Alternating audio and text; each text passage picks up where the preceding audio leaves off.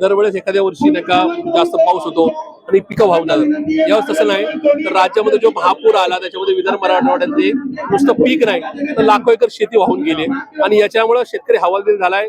शेतकरी आज आत्महत्येच्या उंबरठ्यावर आहे। असं असताना राज्याचे मुख्यमंत्री देवेंद्र फडणवीस यांनी एक खोटं पॅकेज जाहीर केलं 31,700 कोटीचं। प्रत्यक्षात ते खोटं पॅकेज आहे, त्यांचे 3,500 कोटी शेतकऱ्यांना मिळणार आहेत। ते सुद्धा त्यांनी शब्द दिला होता की दिवाळीच्या पहिल्या दिवशी ही नुकसान भरपाई जमा केली जाईल।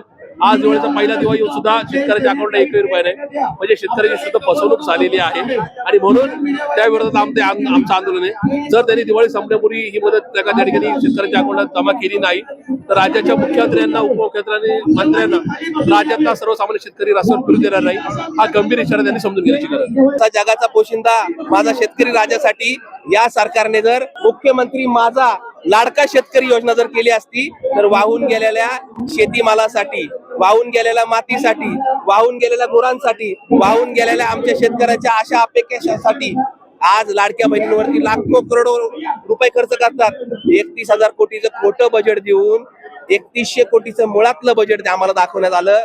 त्यामुळं राज्यामध्ये देवेंद्र नावाचे शेतकरी असतील, राज्यामध्ये अजित नावाचे शेतकरी असतील, राज्यामध्ये शिंदे नावाचे देखील शेतकरी असतील, त्या सर्व शेतकऱ्यांना हे लोक 420 रुपयांचं अशी तुटपुंडी मदत करणार आहेत आणि अशा स्वरूपात चेक स्वरूपात त्यांना मदत पोहोचणार आहे।